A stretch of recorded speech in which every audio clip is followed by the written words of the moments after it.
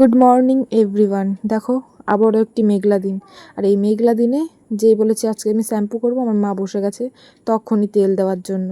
আর বাইরে বৃষ্টি তো নেমেই যাচ্ছে, বৃষ্টির জন্য যাওয়ার নামই নিচ্ছে না। এই বৃষ্টি যে কবে থামবে ভগবানই জানে।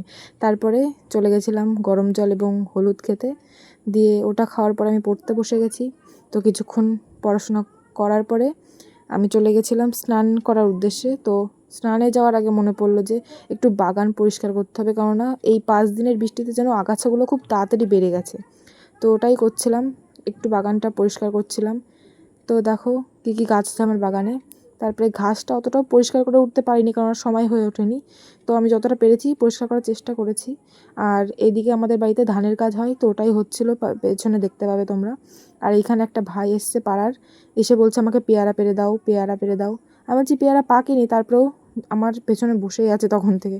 তারপরে লাস্টে দিলাম একটা পেয়ারা পেড়ে। আমি বলেছি 10 দিনের মধ্যে আর আসবি না, আর পেয়ারা পাকবে না এখন। তো স্নান কমপ্লিট করে পুজো দেওয়া আমার কমপ্লিট। তারপর আর কিছু রেকর্ড করা হয়নি। আর বিকেলে বেরিয়ে পড়েছিলাম একটু ঘুরু করতে। এদিকে দিদি এসেছিলো, আমাদের মাহি এসেছিলো এবং মিকি।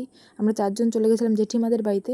তো ওরা কেউ বাড়ি ছিল না জন্য আবার তারপরে বাড়ি চলে আসলাম। Tata, bye bye.